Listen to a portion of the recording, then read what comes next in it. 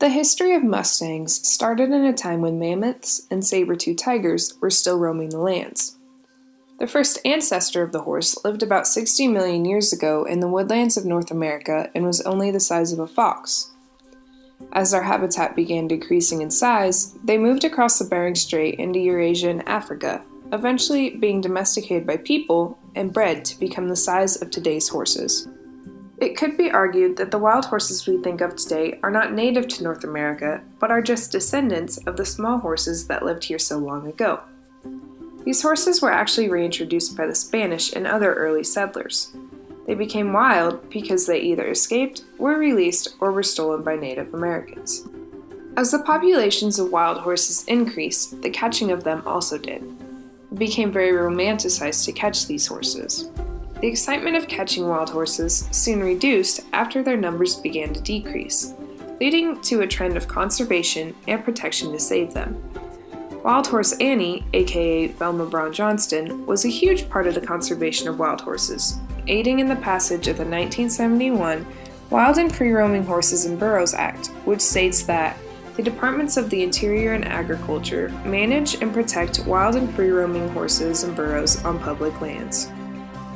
The Bureau of Land Management has been in charge of the management of Mustang and Burro herds since the 1971 Act was passed.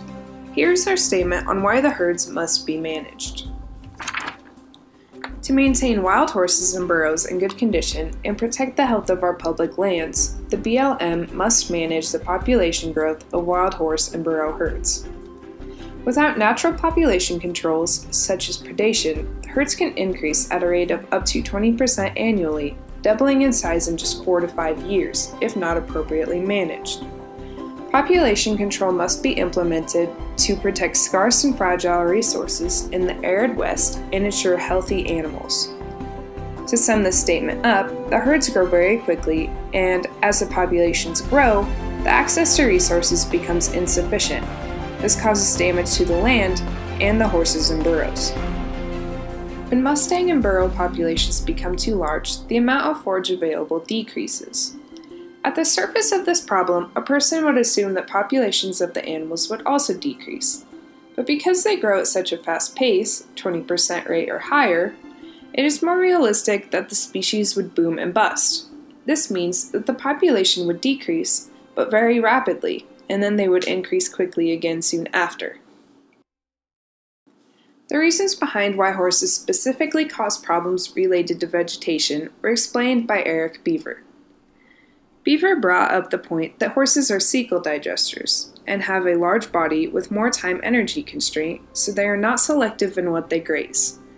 Furthermore, the Mustangs eat 20 to 65% more forage than a cow of the same body mass would. So, they are eating anything and a large quantity of it. Another problem arises in just the way that horses' heads and mouths are shaped.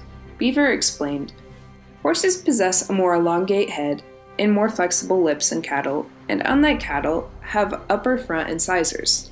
Consequently, they can trim vegetation more closely to the ground than do cattle, sometimes delaying the recovery of plants." In detail, the number of wild horses and burros in 1971 was around 25,300. The estimated number as of March 1, 2017 was 72,674. These animals also have a huge amount of acreage to roam. There are 177 herd management areas made up of 31.6 million acres where the Mustangs and burros can roam. Furthermore, the cattle grazing on these lands has decreased by 32%.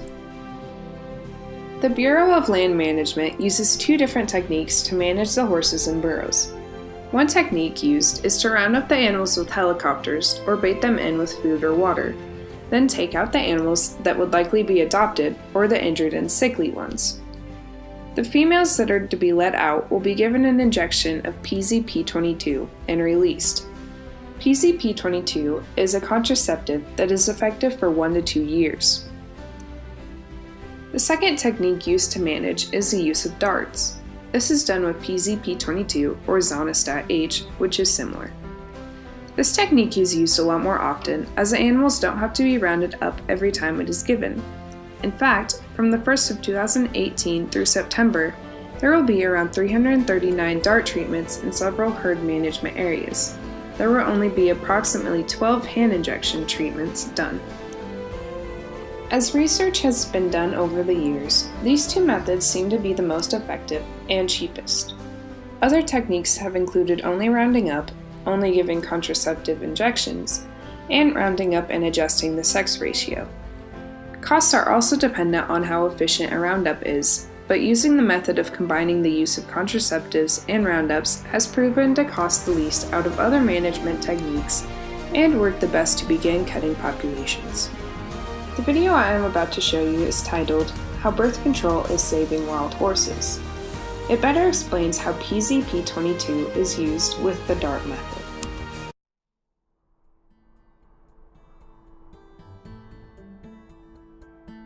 We do have about 200 horses within our reservation.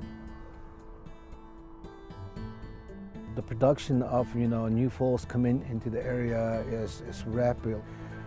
Those are the horses that were really in need of help. They could not survive because there's really no vegetation out there. How do you control that?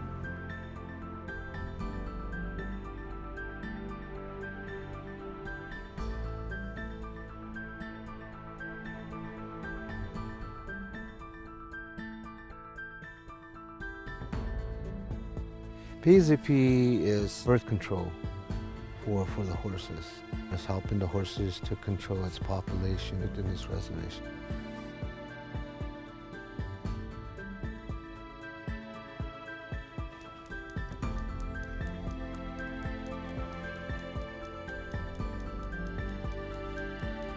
Once we have it all mixed, it's a dose that we will dart the mares with. We can help the horses not going through any type of starvation at all.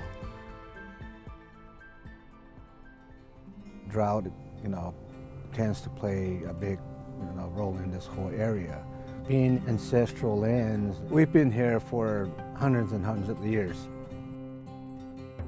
Horses were a big role in farming, a big role in, transporting what needed to be transported. So that plays a big cultural role in our pueblo.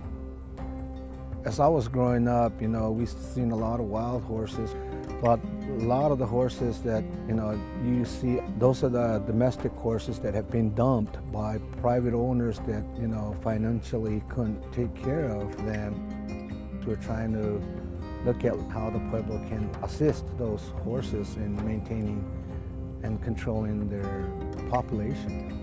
Slaughter is not the answer for the pueblo. Let's do something that is more humane way of taking care of the issue.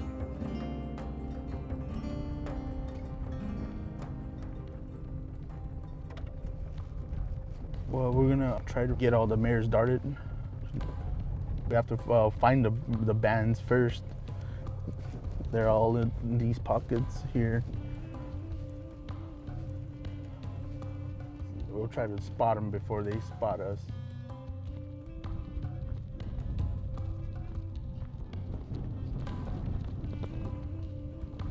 There's 1, 2, 3, 4, 5, 6.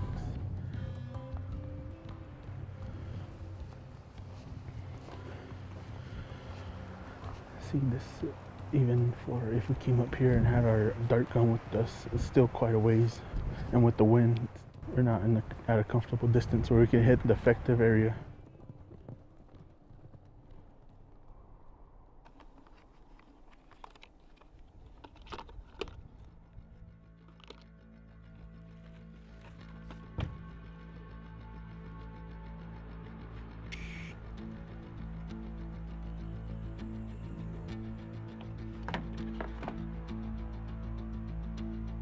If a horse is not tame, it's hard to get any closer to where we were at. And then to be an accurate shot from that distance, that's what it really takes. You have to really just trust your instincts.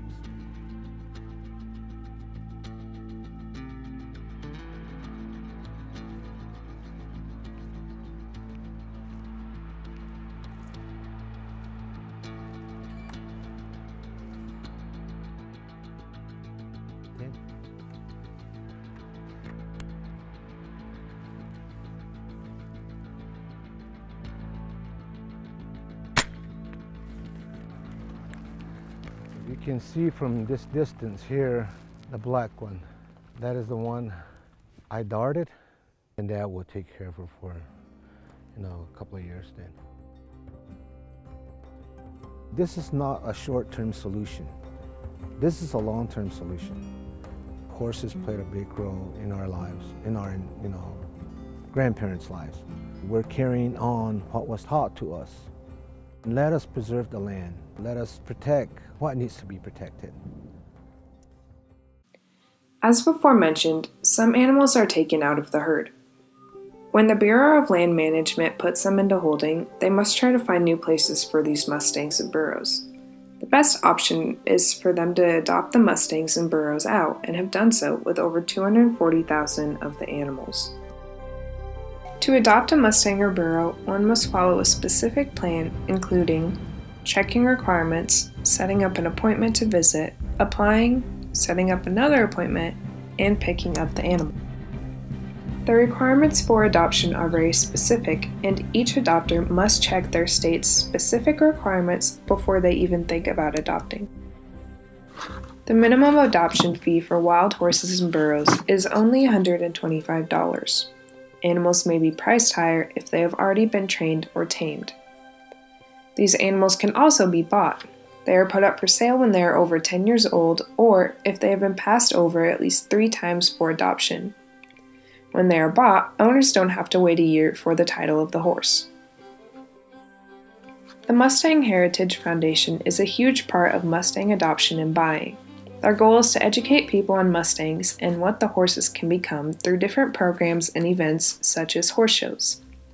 This next video gives a few thoughts from people that work in the Mustang Heritage Foundation.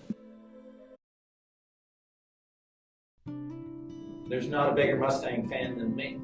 Well, they're wonderful. They're just wonderful animals. They're wild, they've never been touched, and to me that embodies that challenge to train something wild.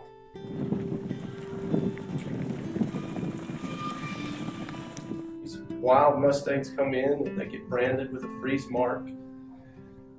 And a lot of people in the industry know that means you're a Mustang, and it's kind of a common misconception that a Mustang can't be trained.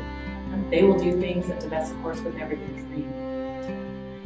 We work with Mustangs that are in BLM holding pens, which means they've been gathered and removed from the range. And they're currently in holding pens across the United States waiting to be adopted and brought home.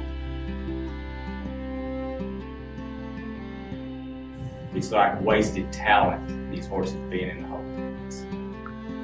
These Mustangs have changed my life into a performing career. They're tough on their boot, and like I said, once they become your buddy, they'll do anything for you. You know, obviously. Personally, I think Mustangs and Burros are great animals. I used to take care of a gentleman's Mustangs near Valentine, and now, working as a wrangler at Shattern State Park, we have a Mustang that I ride and take care of, circled here.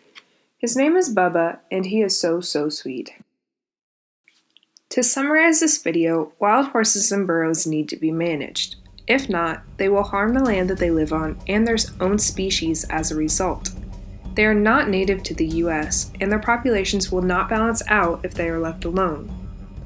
The Bureau of Land Management uses the best techniques available to manage the herds in the most humane way, but they are not solely responsible for these creatures. The public needs to work to adopt and buy Mustangs and Burros so they are not stuck in the holding areas for too long. Actions speak louder than words, and actions will be what helps the wild horse and burro populations the most out of everything.